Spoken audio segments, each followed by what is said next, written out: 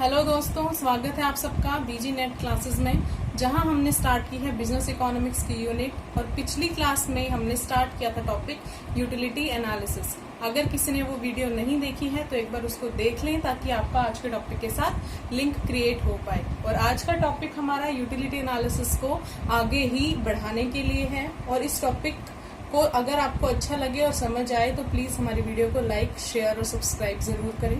देखिए, आज के वीडियो के अंदर यूटिलिटी को आगे बढ़ाने से पहले हमें एक टर्म समझनी होगी, वो है कंज्यूमर बिहेवियर। यानी कंज्यूमर का बिहेवियर कैसा रहता है। नाम से ही क्लियर है कि consumers reaction reflected in market, कि कोई भी कंज्यूमर मार्केट में जाके किस तरीके से रिएक्शन दे रहा है वो क्या होगा, कंज्यूमर बिहेवियर। और ये कंज्यूमर का रिएक्शन हम लोग दो चीजों में या दो पॉइंट्स में देख सकते हैं। कैसे? सबसे पहले वो रिएक्शन क्या देगा कि उसने किसी भी कमोडिटी की क्वांटिटी कितनी परचेज करनी है जिससे उसका जो सेटिस्फेक्शन है वो क्या हो जाए, ऑप्टिमम हो जाए। यानी पहला जो क्वेश्चन है वो हमारा क्या बनेगा, optimum quantity of a commodity, की किसी भी कमोडिटी की ऑप्टिमम क्वांटिटी कितनी होगी।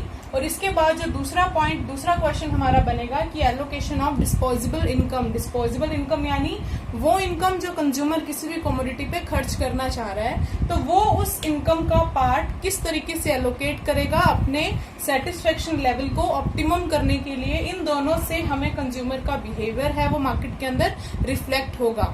क्लियर है कंज्यूमर बिहेवियर। अब कंज्यूमर बिहेवियर की ही आगे दो अप्रोचेस हैं। इन अप्रोचेस को हमने तीन पार्ट्स में डिवाइड किया। सबसे पहले किया कार्डिनल अप्रोच, सेकंड है ordinal approach and the third is theory of revealed preference. अब देखिए, कार्डिनल अप्रोच का क्या मतलब है। सबसे पहले इसको बोला जाता है मार्शलियन अप्रोच।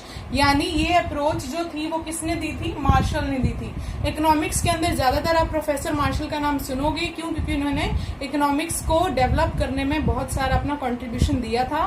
वैसे ही उनका एक कंट्रीब्यूशन यहाँ पे आता है यूटिलिटी की कार्डिनल अप्रोच के अंदर। दूसरी अप्रोच आती है हमारी ऑर्डिनल अप्रोच और तीसरी है थ्योरी ऑफ रिवील्ड प्रेफरेंस।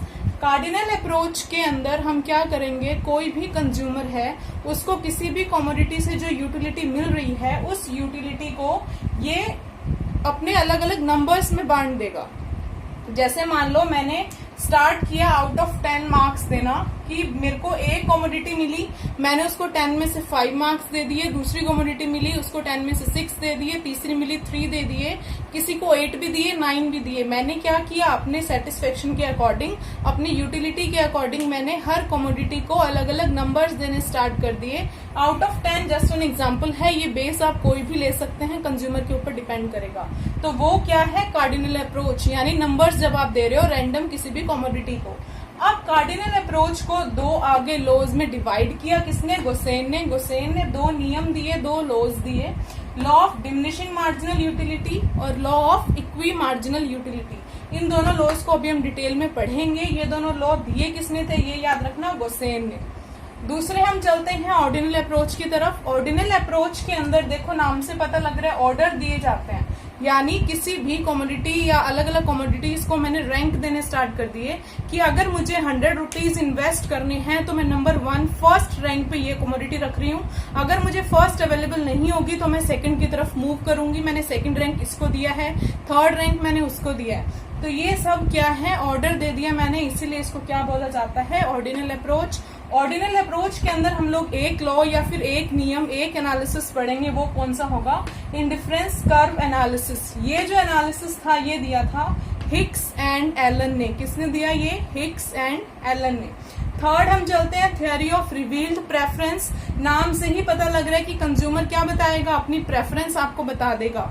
तो ये थ्योरी किसने दी, पॉल सैमुअल्सन ने। हमारा जो इकोनॉमिक्स के अंदर है वो थर्ड थ्योरी इतनी ज्यादा कवर नहीं होती है, हमें सिर्फ इसको किसने डेवलप किया ये ही याद रखना है। तो ये याद रखना, थ्योरी ऑफ रिवील्ड प्रेफरेंस किसने दी थी, पॉल सैमुअल्सन ने। इकोनॉमिक्स के अंदर या कोई भी सब्जेक्ट जब आप रीड करो तो नेट के अंदर एक चीज ध्यान रखना कि जो थ्योरी या जो भी पार्ट जिसने दिया है उस पर्सन का नाम होना चाहिए, या अगर कहीं पे किसी की कोई बुक मेंशन है तो उस बुक का नाम भी आप लोग को पता होना चाहिए।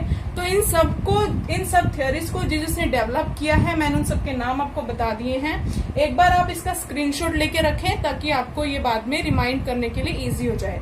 अब चलते हैं हम आगे कार्डिनल अप्रोच को एक्सप्लेन करने की तरफ। कार्डिनल अप्रोच क्या होगी? सबसे पहला पॉइंट है, it is given by professor Alfred Marshall. यानी कार्डिनल अप्रोच किसने दी? प्रोफेसर अल्फ्रेड मार्शल ने। इस अप्रोच की कुछ एजम्पशंस हैं, वो एजम्पशंस ध्यान से देखिएगा, एग्जाम में क्वेश्चंस इन्हीं एजम्पशंस में से बनेगा। फर्स्ट है, इसका जो कंज्यूमर है वो रैशनल होता है, यानी कंज्यूमर सोच समझ के डिसाइड करता है कि उसको कब और क्या कमोडिटी परचेज करनी है।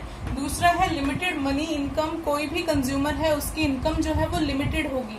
अगर किसी की इनकम अनलिमिटेड है तो वहां पे ये लॉ या ये अप्रोच एप्लीकेबल नहीं होती। और जो थर्ड और मोस्ट इंपॉर्टेंट इसकी एजम्पशन है वो है यूटिलिटीज मेजरेबल, यानी आप इसको मेजर कर सकते हो, आप इसको नंबर दे सकते हो, इन नंबर्स आप इसको मेजर करोगे। और लास्ट है, इसको क्या बोलते हैं? मार्शलियन अप्रोच। अब इसका फर्स्ट लॉ हम करते हैं, law of diminishing marginal utility. अब देखो, मार्जिनल यूटिलिटी हमने पिछली क्लास में समझ लिया था क्या होता है। डिमिनिशिंग का मतलब क्या होता है? कोई भी चीज जब लगातार कम होती जाती है या डिक्रीज होती जाती है। तो यहाँ पे क्या हुआ, जब मार्जिनल यूटिलिटी आपकी कंटिन्यू डिक्रीज होती जाए तो वहां पे क्या लगेगा? Law of diminishing marginal utility. ये बोला जाता है first law of Gaussian. Gaussian ने दिया था, ये हमने अभी भी पढ़ा।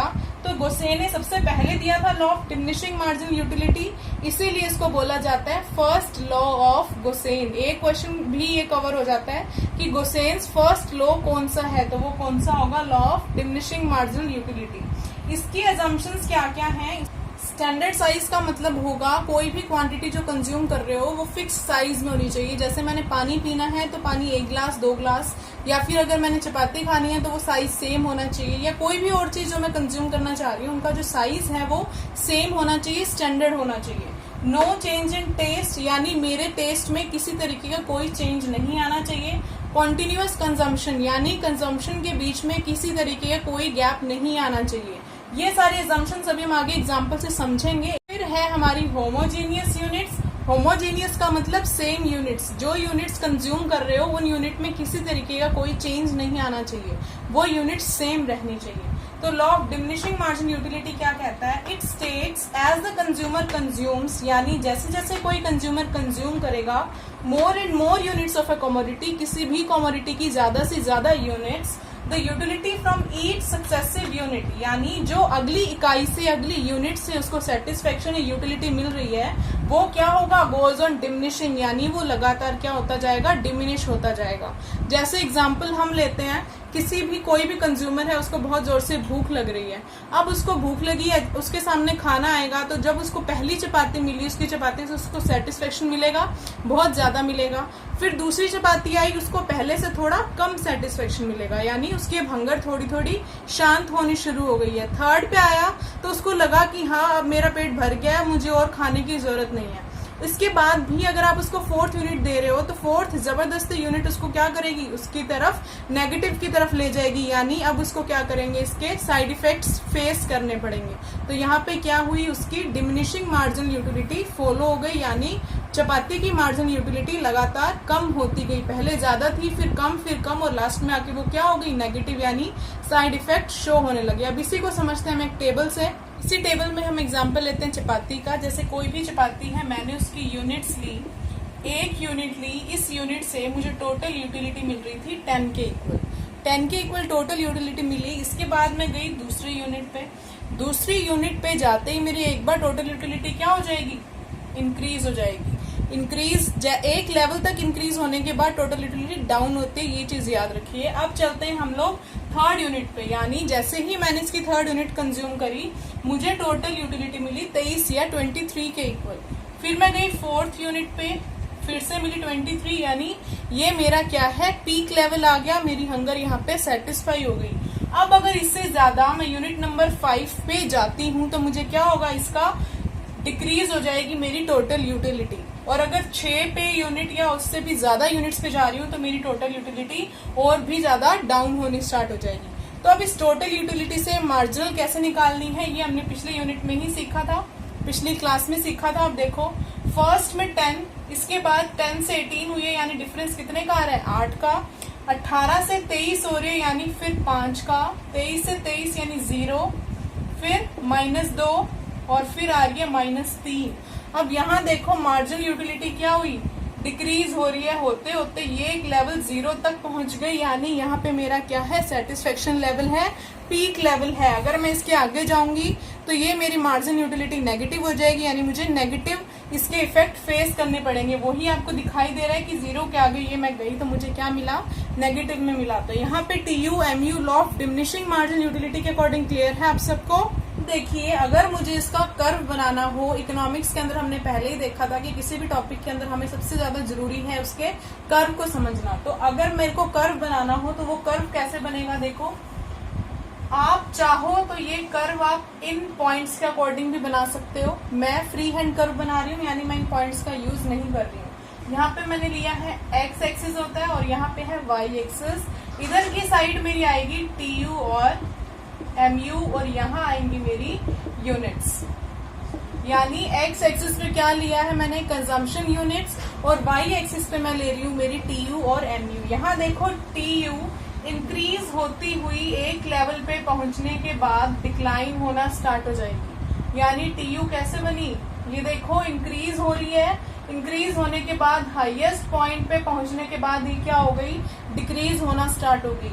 और वहीं MU अगर मैं देखूं तो जहां मेरी TU मैक्सिमम थी दूसरे वाले पॉइंट पे, वहां मेरी MU क्या है, 0, और जहां से मेरी TU डिक्लाइन होना स्टार्ट हो रही है वहां से मेरी MU क्या हो रही है, नेगेटिव हो रही है। ये रिलेशन ध्यान रखना कि जहां या जब TU इंक्रीज हो रही होगी MU डाउन होगी, मैक्सिमम पॉइंट पे पहुंच जाएगी, वहां पे मेरी MU 0 हो जाएगी। यानी जहां पे TU मैक्सिमम बराबर MU 0, और जहां से मेरी TU डिक्लाइन करना यानी नीचे आना स्टार्ट करेगी वहां पे मेरी MU नेगेटिव हो जाएगी। अब ये देखिए, ये पॉइंट पे मेरी TU थी मैक्सिमम, मैंने ये लाइन बना ली और अब मैं इस MU को ले जाऊंगी इसके नीचे। ये बन गई मेरी MU डिक्लाइन हो रही है। जहां पे TU मैक्सिमम है वहां पे MU क्या है, 0, और जहां से TU डाउन हो रही है वहां से मेरी MU क्या हो रही है, डिक्लाइन होना स्टार्ट हो रही है। अब आप लोगों को ये डायग्राम भी है, ये कर्व भी समझ आ गया, और अगर नहीं आया है तो कमेंट सेक्शन में जरूर मेंशन करें, हम आपको फिर से एक बार इसको समझाएंगे। और आप हमारी वीडियो को लाइक, सब्सक्राइब और शेयर करना ना भूलें। नेक्स्ट क्लास में हम आगे का टॉपिक कंटिन्यू करते हैं, तब तक के लिए thank you and bye bye.